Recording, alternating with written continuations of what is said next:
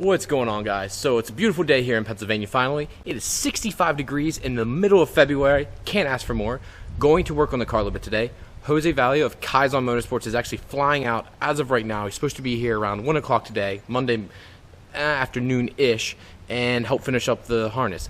As of right now, I'm like 99.9% sure it is a 12-volt relay built into the harness that's causing the issue, because I'm not getting spark and I'm not getting fuel at the same time. Everything else works flawlessly, cranks over, I can hear the fuel pump kicking on, everything else is working fine. So I think there's something wrong with the relay itself. It's also causing the AEM net connector, which hooks up to my BTI gauge. That's not working also, and that's all in one section, so all three of those things are not working, so that would make sense. That's what Jose's saying also, but he's actually flying out to personally fix mine and look over it to make 100% sure. Actually made sense. It's actually cheaper for him to fly out here, kind of look at the car personally, go over everything, make sure it's 100% before he leaves, then it's for me to ship it out to him, then ship it back out. God forbid there'd be another issue. So it's pretty awesome he's coming out. I'm waiting for him to get here. That's pretty much it. So I'm waiting for him to get here. I'll take some video once he shows up. The car is almost done, so let's go take a look at it real quick, and I'll go do a quick overview as you saw in the last video. So as you guys saw in the last video, fuel pump's all done now. I made sure to tighten down this banjo fitting, so that's all good. Fuel pump wiring has ran. I ran into the stock fuel wiring itself. Since I'm running a one single wallboard 450, I can actually tap into the stock wiring and it'll be fine. I might have to go a little bit thicker wiring. Unfortunately, the wiring setup I had used before was for my stock non-turbo pump when I went turbo. Yes, I had a non-turbo pump when I went to a big single. That was part of the reason I was having some issues, etc. But I just wanted the car to be turboed and be done. But that's another issue in itself. I can talk about that another time. But that's all good. Fuel kicks on and it squirted everywhere last time if you saw in the video. So all that's good. I can hear it running through the fuel rail and through the regulator itself. Now up front here, I do have the last set of coil packs out because I wanted to check for spark, and I'm not getting any spark and I'm not getting fuel. There's no flooding of the motor or anything at this time. My wife is going with me and my little dog. We're about to leave here. So I'm just trying to go over the car, get a little bit of a wrap up here. This might look a little dark right now also, as I don't have my lights on per usual. So need to wrap this up, wait for Jose to get here, and I'll take video once he shows up. He's actually bringing his girlfriend with him also, so I'll take video of everything, kind of meet, greet, kind of go over what he does for a living, how Kaizen Motorsports has been in business for 20 years, hopefully. So I'll give you guys all the information. We'll talk about it then. Hold on. I'll see you here in a minute.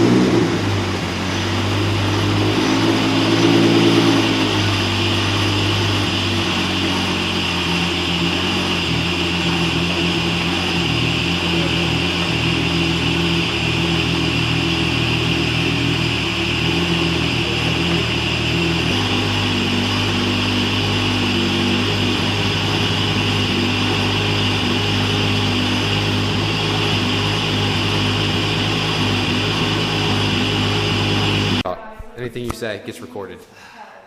Come over this way. Alright. So Jose's going to kind of try to explain what went wrong with the car, so I'm going to let him talk real quick.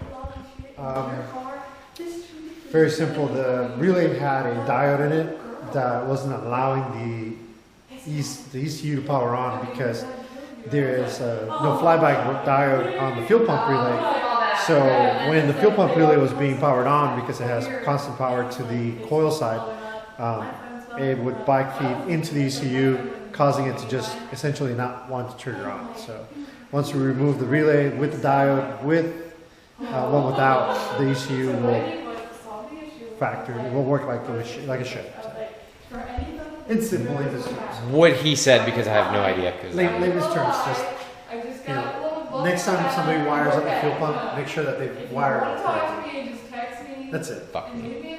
All right, so we're good. All right, guys, so I know I'm in different clothes here. Had to change. Well, this is definitely the next day, so yeah, I'm in different clothes. But you guys got to see the car finally started. So happy. Run smooth. The tune that was in it started on the first try. idled up perfectly, and then when it even got warm, nothing was wrong so far. No leaks or anything, knock on wood. Hopefully it keeps going that way. I'm gonna take a couple more logs here, send them over to John Kerr, my tuner, have him go over it, give it a little bit of fine tweaks if there's anything it needs, and then schedule a tune date and take it up there and have it taken care of, and let's see if we can make some power. Now, there's some other things I'd like to do, maybe swap out the transmission first, but I'm kind of just gonna go with the W58. If it blows up, and then I'll swap everything over, but I just wanna take it up there and see if it can make power and see what I can get out of it. I'm just so excited at this point right now that I kind of just wanna get whatever I can for it. So that's where we're at right now. I'm super excited. Jose also brought me, since he flew the whole way out here to fix the car, he actually brought me a gift, so hold on. Jose was kind enough to bring me this. It's a giant Tomei banner because he is so close to Tomei USA. I thought this was so cool. Like, anything Japanese stuff, like, just blows me away. I think all the big Japanese companies, Tomei, HKS, June, etc., are awesome. To have like a real authentic banner from them, I mean, it doesn't get much cooler than that in my eyes. So I can't wait to hang this up here in the shop somewhere. I'm not sure where I'm going to put it, but I got a VP Racing one too, and I think I'm going to get like a giant Supra or TRD one next to hang up on the wall. So thank you again, Jose. I'm not sure if you even watch my videos, buddy. I'll send this over to you just so you can see it, but thank you very much. I've even got his decals, as usual, up on my cabinets. As you guys know, I'm a clean freak. I don't put decals anywhere in my cabinets. He's the only company I have up there. I'm glad he stood by his word. I'm glad he did what he did. Flew the whole way out here, way above and beyond, fixed any issues I had, and now we are good to go. So now I'm gonna go ahead and crank the car over again, kind of idled up, get a little fine tooth comb, go through everything, make sure everything's okay. Maybe take it for a quick spin here tonight, so let's go see what we can do. Sweet!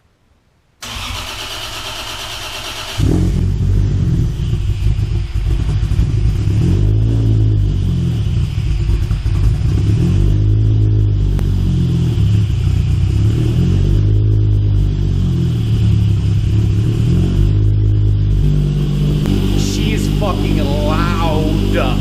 This is awesome.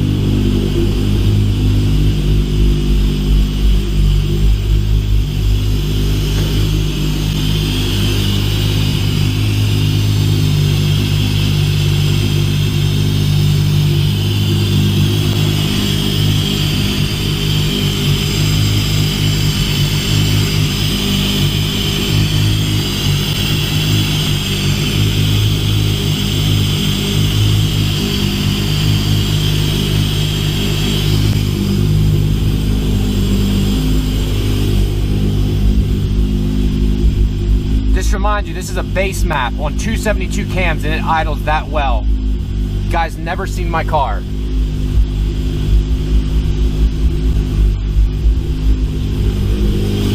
VE based ECUs for the win. A little smoky on startup. It's a little cold. Hope that's not my valve stem seals because I just replaced the fuckers.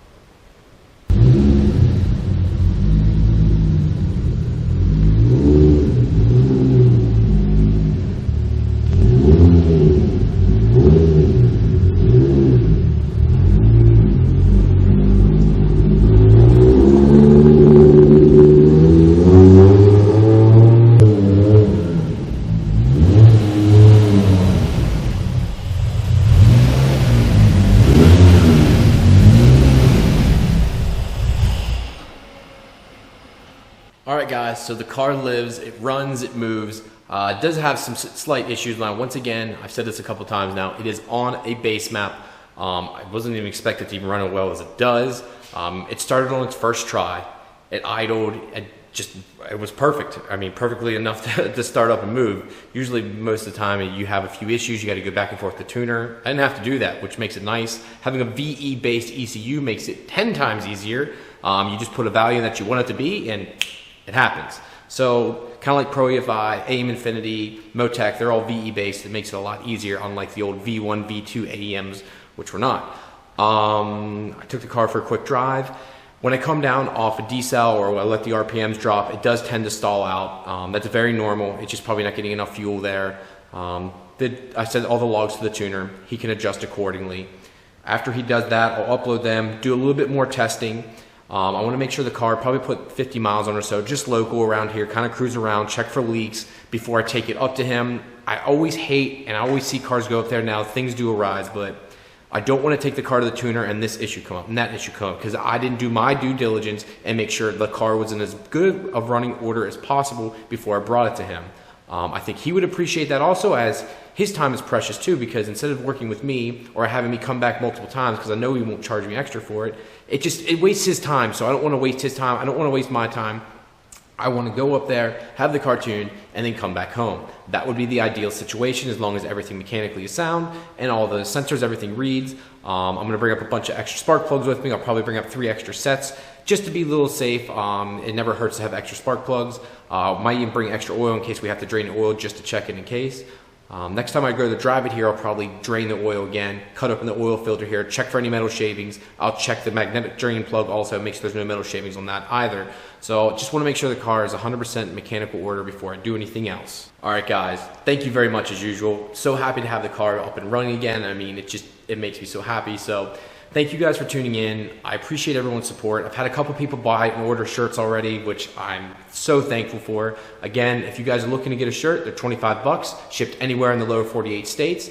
I can get any size you need right now. I have nothing but larges and extra larges left right now. If you guys need a medium, small, or anything else, please let me know. Thank you guys very much as usual. Talk to you later, and peace!